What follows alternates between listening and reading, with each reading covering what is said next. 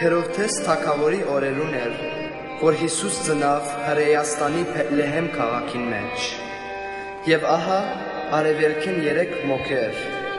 Մելքոն, Քասպար եւ Բաղդասար,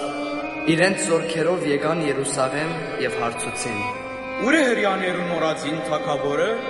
Մենք տեսանք անոր աստղը արևելքի մեջ եւ եկանք երկրպագելու իրեն։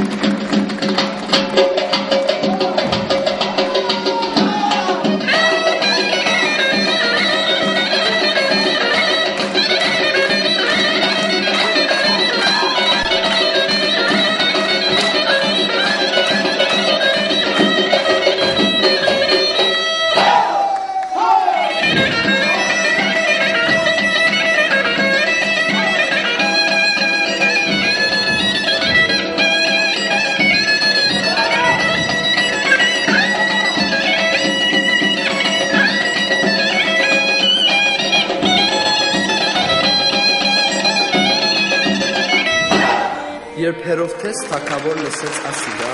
վրդովեցավ եւ իրեն հետ Երուսաղեմի բոլոր բնակիչները կանչեց ժողովրդի բոլոր ավագ քահանաներն ու օրենքի ուսուցիչները եւ հարցուց անոնց, թե ուր պիտի ծներ Քրիստոսը։ Անոնք պատասխանեցին. Հրյավսանի Փեթլեհեմ քաղաքին մեջ, որովհետև Միքա մարգարեն այսպես գրած է.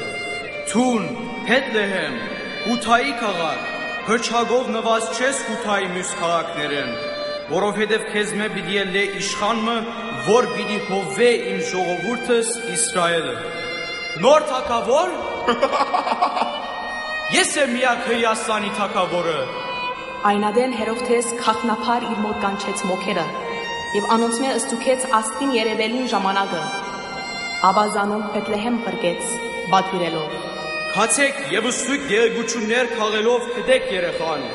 եւ երբ գտնեք, ինձի իմացուցեք, որբեսի ես ալքամ եւ երգրբակեմ իրեն։ Թագավորին այս հրահանգը լսել է ետք, մոքերը մեկնեցան։